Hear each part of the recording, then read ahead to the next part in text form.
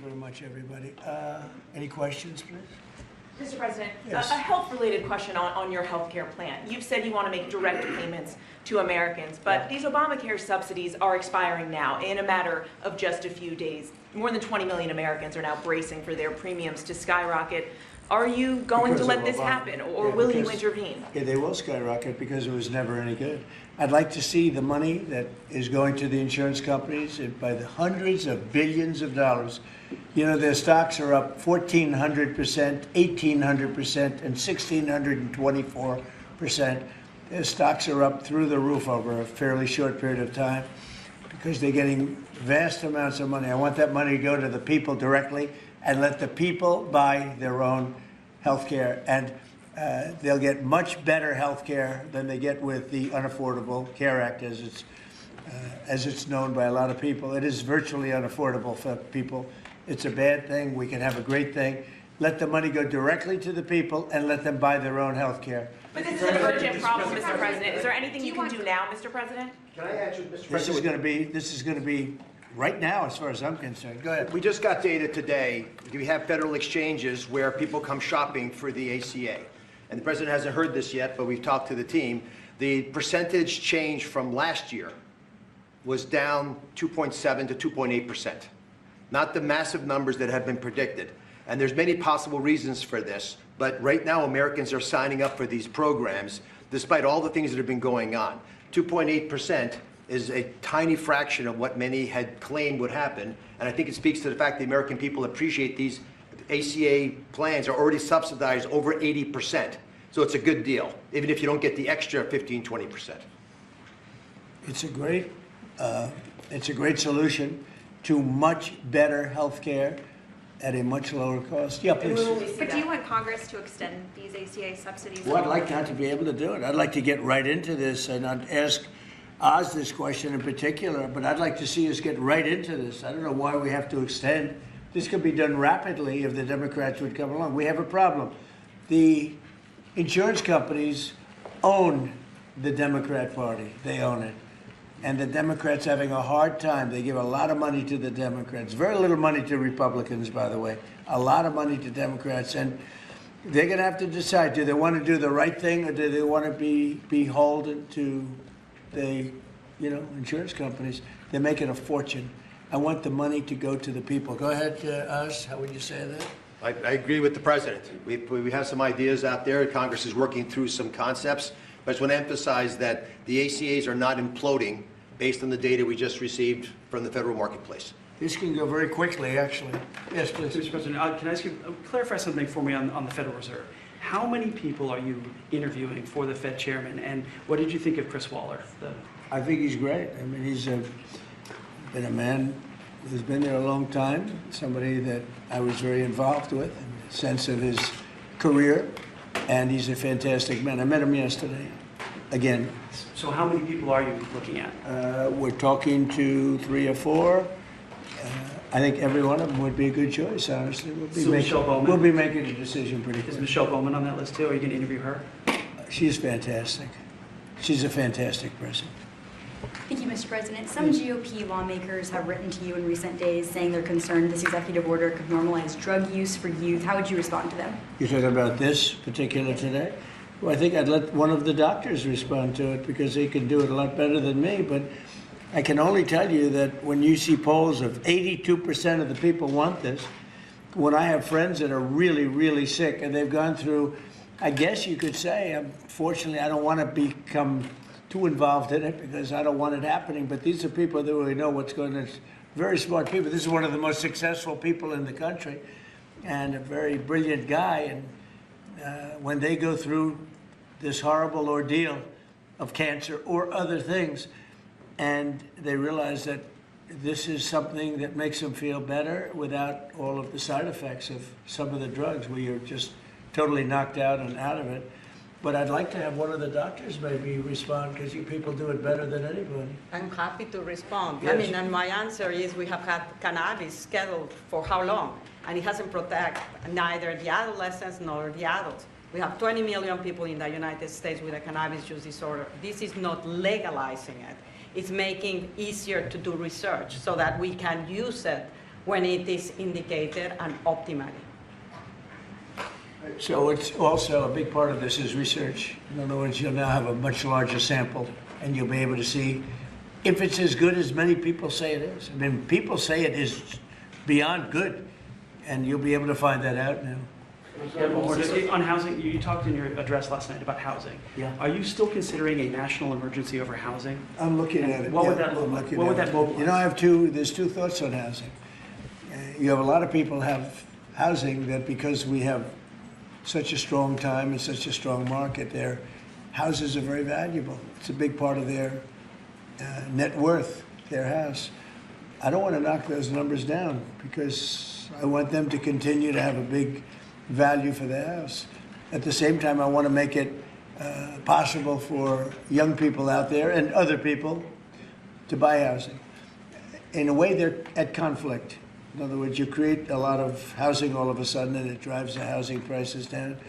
So I want to take care of the people that have houses that have a value to, to the house that they never thought possible, that have sort of made them wealthy and happy, and especially in their later years. Got to be careful with that. I want to keep them up. At the same time, I want to make it possible for people to go buy houses. Daniel, please. Mr. President, you announced the Warriors dividend Yeah. last night in your primetime speech. Very patriotic, very generous. What was the rationale and the thought process? How did you come up with the idea? What made you want to give back to Well, our the troops? 1776 was easy to come up with because we were actually at 1775. The number was 1775, and I said, wow, I think we can afford one more dollar. But they came up to me, it was $1,775. So I said, well, let's add a dollar to it. I think we can find that. And very simple, we've had a military that, in my opinion, by other presidents, was not treated well. They're incredible. They're our finest people. They're protecting us. And because of tariffs, we're taking in billions and billions of dollars more than we ever have before, with no inflation, by the way, with no inflation. You saw the inflation numbers, they just came out today. What great timing. Practically no inflation. And yet we're taking in hundreds of billions of dollars. And this is small potatoes by comparison, but it's a way of taking care of our warriors, our soldiers. And I appreciate that question, Daniel. Yeah, I mean, Caroline It was an Levitt easy just one. She just posted on X, her press secretary, that the board members of the Yeah. Kennedy Center voted unanimously to rename it the Trump Kennedy Center. What is your reaction to that? Well, I was honored by it. The board is a very distinguished board, most distinguished people in the country. And I was surprised by it. I was honored by it. We're saving the building. We saved the building. The building was in such bad shape, both physically, financially, and every other way. And now it's very solid, very strong. We have something going on television, I guess on the 23rd December. I think it's going to get very big ratings. And the Kennedy Center is really back strongly. It's in very bad shape, very, very bad shape physically. And we were also to get Congress to put up a lot of money and other people to put up a lot of money. We had a lot of donors come in for record-setting numbers. So we saved the Kennedy Center, and I was really, this was brought up by one of the very distinguished board members, and they voted on it. And there's a lot of board members, and they voted unanimously. So I was very honored by it. Thank you. Mr. President, will you be seeking any authorization from Congress for any land attacks on cartels in Venezuela? For anyone? For any land attacks on drug cartels in Venezuela? I wouldn't mind telling them, but it's not a big deal. I don't have to tell them. It's been proven. But I wouldn't mind at all. I just hope they wouldn't leak it. You have people leak it. They are politicians and they leak like a sieve. But I'd have no problem doing that. On that, Mr. President, Yes, please. Mr. President, there's a meeting this weekend on Ukraine in Florida. What are you hoping will come out of that meeting? Well, they're getting close to something, but I hope Ukraine moves quickly. I hope Ukraine moves quickly because Russia's there. And, every time they take too much time, then Russia changes their mind. 27,000 soldiers were killed last month. Think of that. What do you think of that, doctors? 27,000, it's like a half a football stadium, were killed in 1 month.